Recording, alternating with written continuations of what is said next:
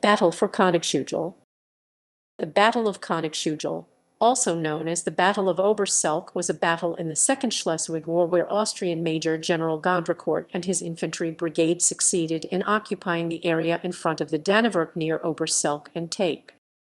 Background: after the Second Schleswig War had begun, Prussian and Austrian troops crossed into Schleswig on 1 February 1864 against the resistance of the Federal Assembly of the German Confederation, and war became inevitable. The Austrians attacked towards the refortified Dannevirke frontally while the Prussian forces struck the Danish fortifications at Meissen on the Schlei coast of Schwensen east of Schleswig town, trying to bypass the Dannevirke by crossing the frozen Schlei inlet, but in 6 hours could not take the Danish positions, and retreated. The Austrian forces were led by Leopold Gondrecourt and were ordered to capture the town of Königshügel in order to gain a strategic position. Battle. Capture of Ober-Selk. The Thomas Brigade Infantry Regiment No. 6, under Colonel von Feldegg, and Infantry Regiment No. 80, under Colonel Count Arsberg, occupied Fahrdorf because there was a gate of the Dannevirke at this point, and they wanted to be sure not to hit the flank when advancing against Ober-Selk to be caught. The Gondrecourt Brigade, consisting of 4 battalions, Bohemian 18th Jager Battalion with 2 guns, 2 battalions of Infantry Regiment No. 30 Baron Martini Colonel Baron Abel Leffer, and a battalion of Infantry Regiment No. 34 König von Prussia Colonel Benedek, plus 3 squadrons of Liechtensteiner Hussars with 6 guns. At 12:15 p.m., the column passed Breckendorf and advanced on Ober-Selk.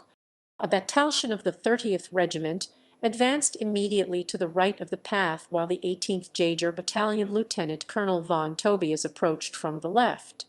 The Danes, on the other hand, used the hedgerows of the nearby moorland to seek cover and formed defensive positions there. On the Danish side, the 3rd Division Lieutenant General Steinmann that morning consisted of 3 battalions and 4 guns, which were on the outposts from Fahrdorf around the Nor via Altmühl, Selk to Jagel. There it was possible to inflict heavy casualties on the attackers. Nevertheless, the Austrians continued to advance and stood in front of Ober-Selk at around 1:30 p.m. At 2 p.m., a passage opened at the Dannevirke and the Danish infantry moved out onto the area in front of them.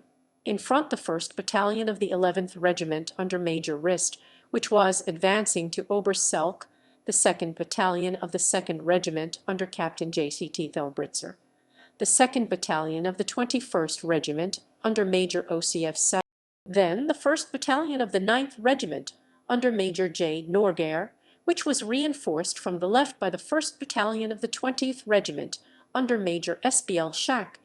There the attackers now faced an enemy of about 24 companies.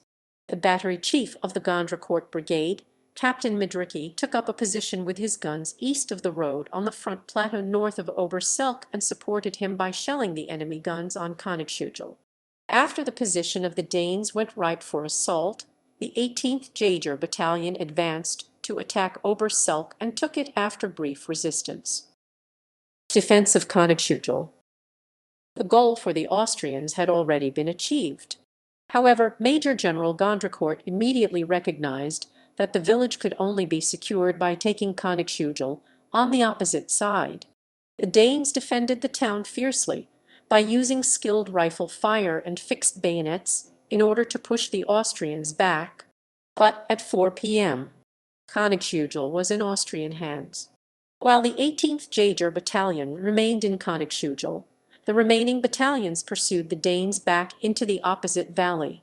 The Austrians suffered heavy losses, as they were now being fired at by the guns from the Dannevirke, so they fell back to Königshügel, which they began arming with heavy artillery. Austrian attack at Jagel. The capture of Königshügel was strategically important, as its prominent location provided an insight into the entire Dannevirke position. When Königshügel was taken, a battalion of Infantry Regiment No. 34 King of Prussia from Lottorf crossed the railway line on the left wing to attack Jagel. At 2:30 p.m., the remaining Danish forces were met there. The Danes were quickly pushed back with a bayonet charge on Klosterkrog. Here also the 10th Company of the Prussian Queen Augusta Guard Grenadier Regiment No. 4 intervened in the fighting. The advance could initially be stopped by the Danish cannons, but when the 9th Jager Battalion from Styria attacked the Danish left flank, it forced the Danes to withdraw back into the Dannevirke. By 3:00 p.m., the fighting had ended. Aftermath. A Danish soldier reports on the artillery duel the following day.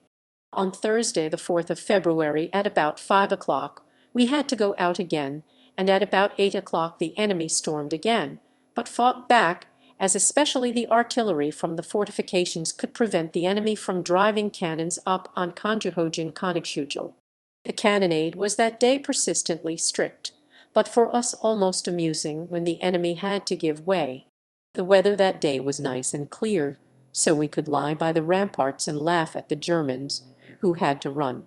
They had planted 3-4 cannons on Königshügel, but the two were shot to pieces by our well-aimed cannons.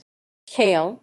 On 18 February, General Christian de Meza convened his generals and asked them the question of a possible evacuation of the post, which he found untenable. The sleet and floods would freeze if the frost held. The forces of the crew were about to be exhausted. The army was already too small to occupy the elongated position. The enemy had conquered the outpost terrain and could within 2 days destroy the guns in the fortifications. Had the position been first promoted, an orderly retreat would have been impossible, and the general's instruction required that the battle at Dannevirke not be conducted to the extent that the army was compromised.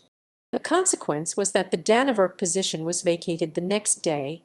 Theodore Fontaine remembered the Austrian units in the Austro-Prussian War during the Battle of Podol.